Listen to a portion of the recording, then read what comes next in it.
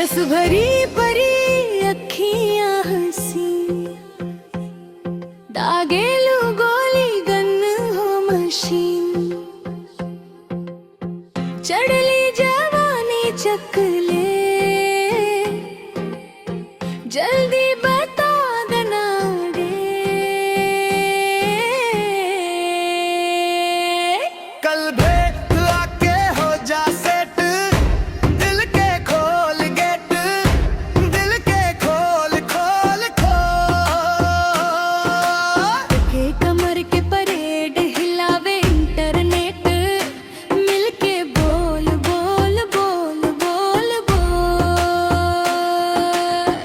कादेले बाड़ू रात में भी दिन, उड़तारू बेबी छोड़ के जमीन।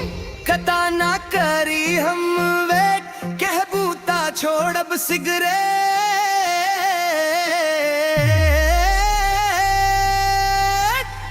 कल भेंट आके हो जा सेट, दिल के खोल गेट, दिल के खोल खोल खोल। के कमर के परेड हिलावे इंटरनेट, मिलके बोल बोल बोल बोल बोल। अरे आई लव यू तू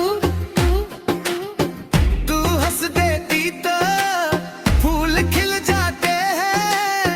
कितने दीवाने देखी हिल जाते हैं।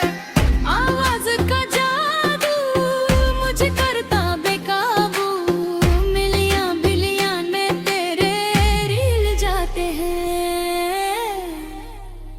बन जा हमार राई वे, घूमे लाल आए बमझे।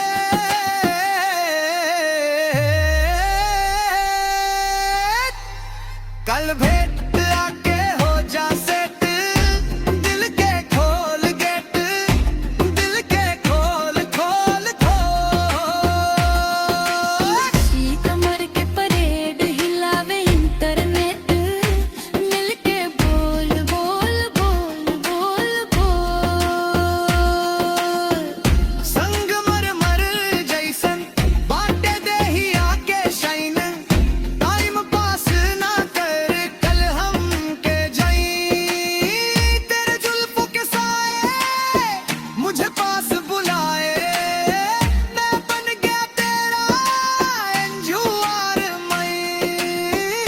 फिगर के कैलू अपडेट, साल भर खा के सल्फेट।